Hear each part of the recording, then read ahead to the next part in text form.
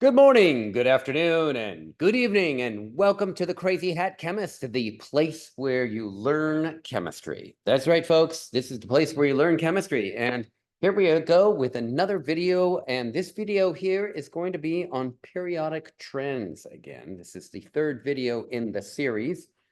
Make sure that you watch the lecture series first, and then you'll have the skills and ability to answer all the questions there in this video. All right, so if you're learning something on my videos, would you please give me a like? Would you please subscribe? And most importantly, pass it on to anybody else that actually needs assistance in chemistry. That would be much appreciated. I greatly appreciate that. So thank you very much in advance for that referral, if you will. All right, so first of all, let's get moving on this here. We've got how to recognize periodic trends of metals and nonmetals worksheet. Okay, and then I have a little bit of introductory paragraph here. It's pretty similar, if not the same thing as the other one, but I'll just go over it again. Periodic trends. To the chemist, the periodic table is a thing of beauty. This is because the periodic table has been highly organized using many different characteristics of the elements. The more in-depth one looks at the periodic table, the more one understands the many layers of information of which can be discovered just from the location of the elements within the periodic table and relationship to the other elements. So it's really similar. The periodic table is really similar to, let's say, if you wanted to purchase a home. If you wanted to purchase a home, what are the most important factors of your home? And that is, well, you can ask any realtor this same question, and he or she will say the most important three factors for your home would be the location, and again, the location. On the periodic table, what's the most important thing?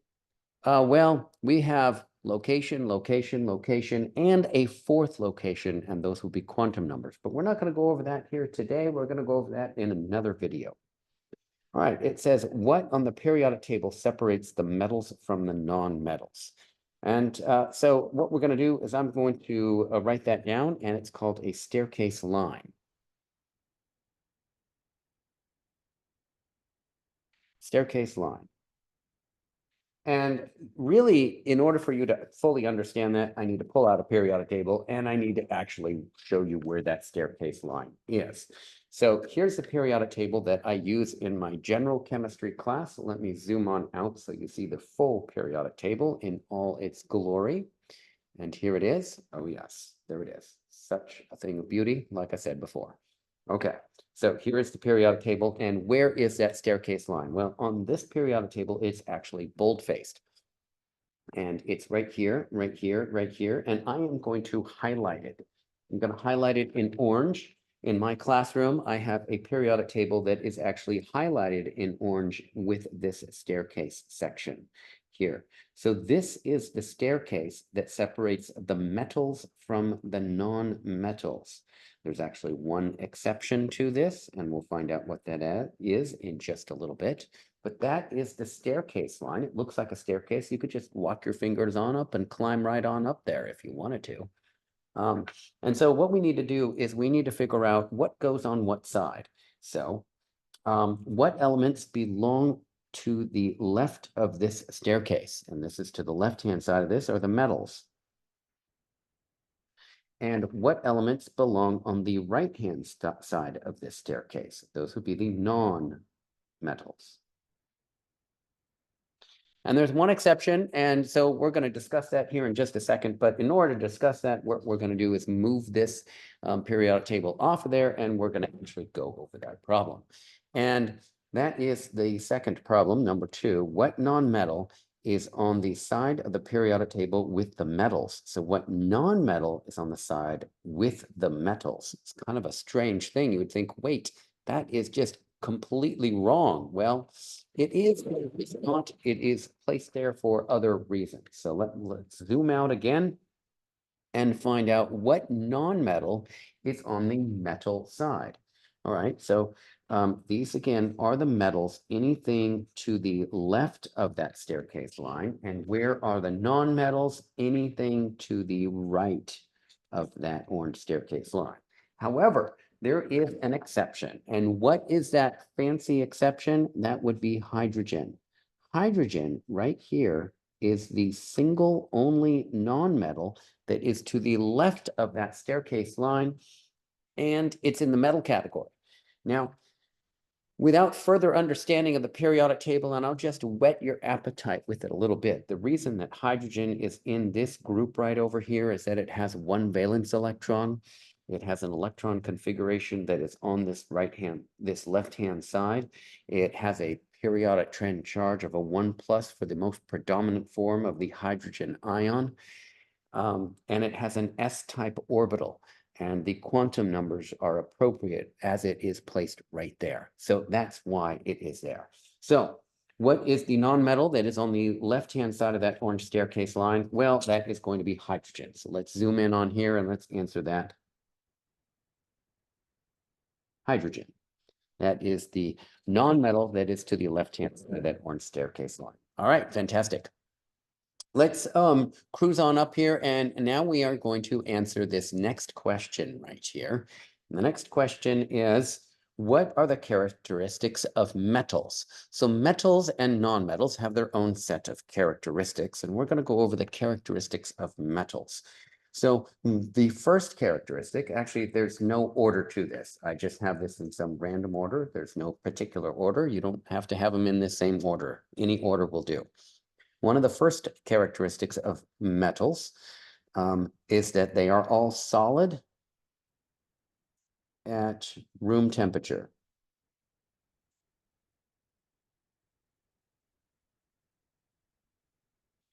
There is one exception to this, and that one exception is the element mercury,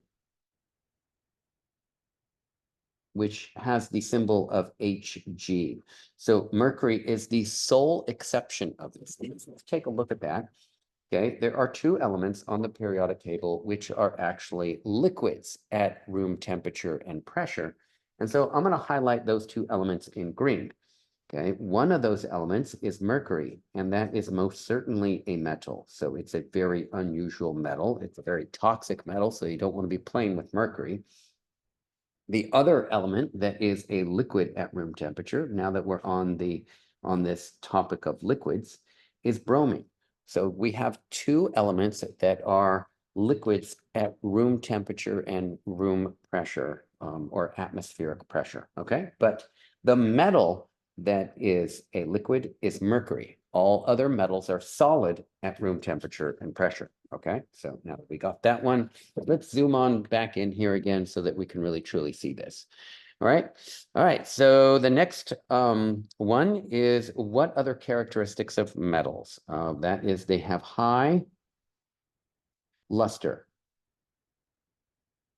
And then you might ask, what in the world is luster? Well, luster is shiny. And I'll give you an example. See this metal weight that's 100 grams that I etched in Crazy Hat Chemist? Well, that right there is brass, and that is shiny because it's a metal. This right here is a 200-gram mass, and that with the Crazy Hat Chemist written on it, and this is also shiny. It has high luster. I mean, it's been so polished right here, you could actually see your reflection in it. Can you see mine? That's the question. All right, so here we go. The next one is a good conductor of heat. Okay, and you can experience this on a very hot day or a cold day, either one. But on a hot day, then this piece of metal will be very hot. On a cold day, this piece of metal will be cold, and I could feel that. So metals are good conductors of heat. In addition to that, metals are good conductors of electricity. And I'm assuming that you're familiar with the copper wires that are inside of the walls of your house, your apartment, your dwelling, wherever you may be. And there should be copper wires inside those. And I'll get one here for you in just a moment. So right here is a set of copper wires. So right here, You should understand that the wires inside of your walls that conduct electricity that you plug your phone into, your computer, your hair dryer, your toaster, that has copper in it. It is sheathed in a plastic to protect it from other things that are conductors as well. But copper wire, yes, that is most certainly a conductor of electricity. All right. The next one is that metals are malleable. And what does that mean? That means that metals can be rolled or hammered into sheets.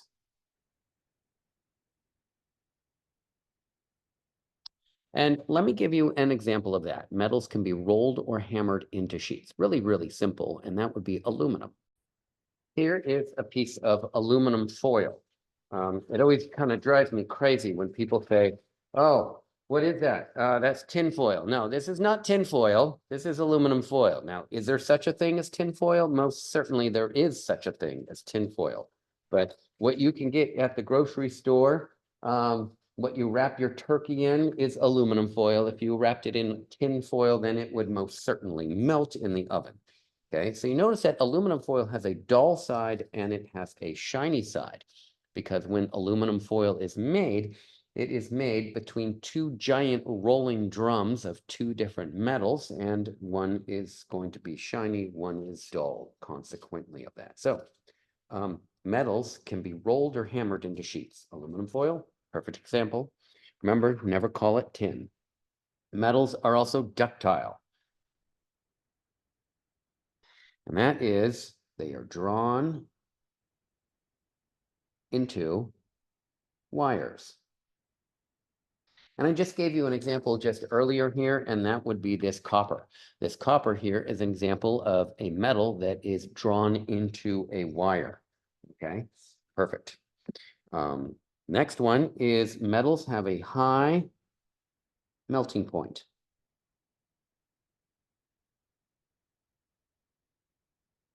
And that really reiterates the fact that metals are solid at room temperature, all right?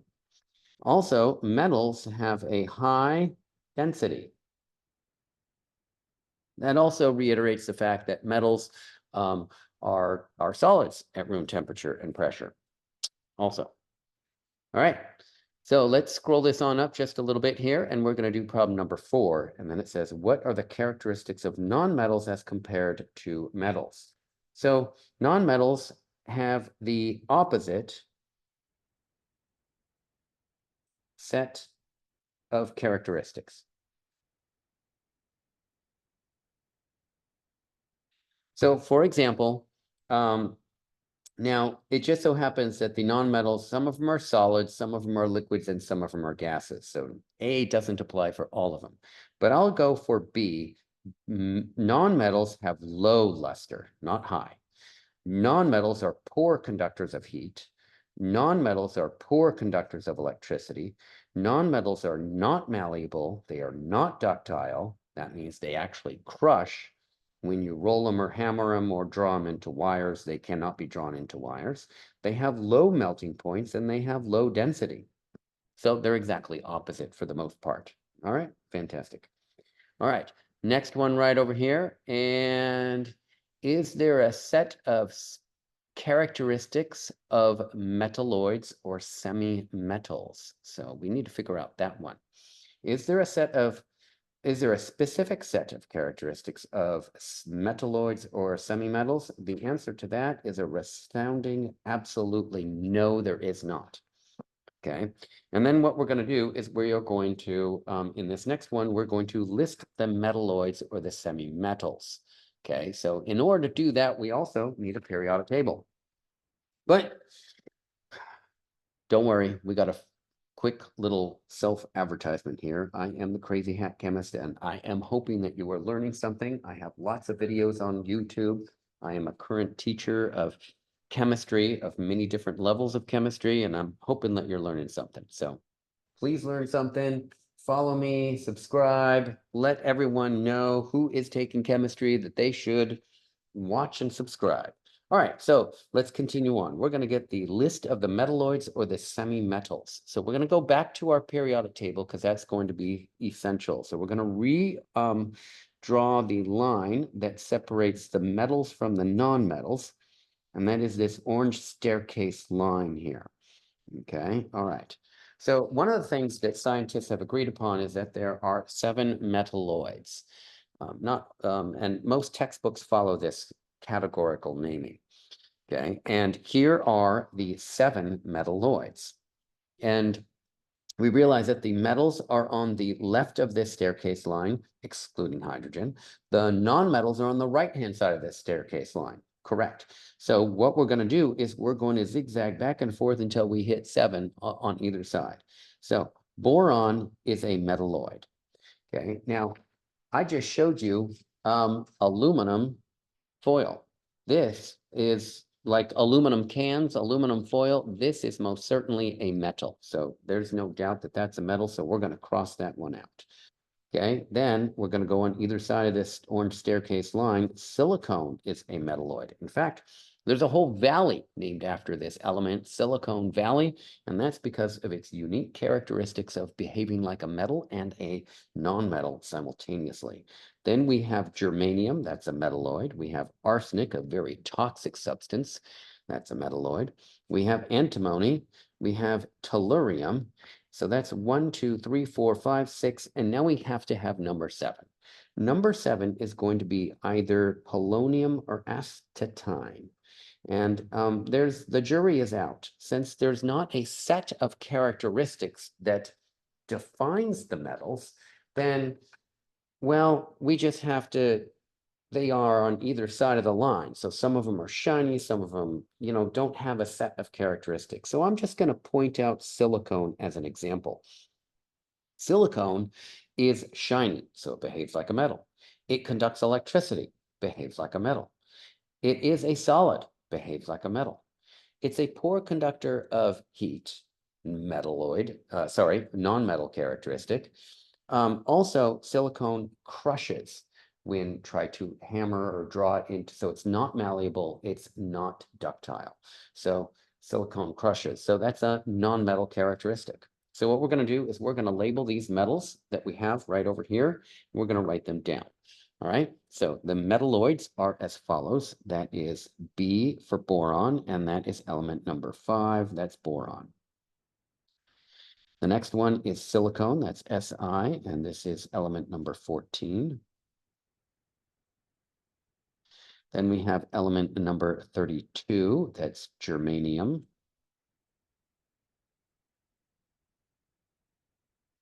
Then we have element number 33. That's arsenic. Then we have element number 51. That's antimony. Then we have element number 52, that's tellurium. And then we have the ore category, and that is either element number 84, and that's polonium, or element number 85, astatine. All right, perfect. All right, next question. In regards to the main group elements or representative elements, main group elements, representative elements, what type of orbitals are in this group? That would be S and P type orbitals. And what type of orbitals are not in this group? That would be D and F. Okay, and let me show you this also on a periodic table. This is very important here that you understand where these are located on the periodic table. So let's get a periodic table and write that out and then show you where the main group elements are. So I'm going to zoom out on my periodic table so I can show you the full periodic table. And if you watch a previous one of my videos on electron configurations, you'll understand that this right here, including helium, these are S-type orbitals. That is an S, okay, for helium. And then what we have over here are the P-type orbitals right here in this block. This is the P block. And then what we have over here we have this right here. This is the D block. D block. And then the final and last one here is going to be the F block here down at the bottom. That's the F block. All right. So what type of orbitals are in the main group or representative elements? So the representative elements represent the vast majority of the elements. So which ones are those? So again, I think I've done this in previous videos, but what grade do you not want to get in chemistry? That is an F. So let's get rid of the Fs, for goodness sake. You know how you get rid of an F and not have a grade of an F in chemistry? Work hard. That's how. It's really simple. No other way. Then, what other grade do you not want to get in a chemistry class? Well, that would be a D, because that's just barely passing. And for some universities, that is most certainly not passing. So we're going to get rid of the Ds. So we're going to fold the Ds out. So first of all, we are going to just witness the Ds. That would be the Ds right there. And then we're going to fold the S's and P's together so that you can see just the S's and P's. So here are the representative elements. These are the representative elements. They are the satisfactory passing grades in chemistry, removing the D's and the F's. So the representative elements are right here in this block right here, the S and the P's. All right, so hopefully you learned something on that video. That was another great video, hopefully for you. I hopefully enjoyed that, and like and subscribe and do all that good kind of fun stuff. And I'll see you next time for the next video. Talk to you later. Bye for now.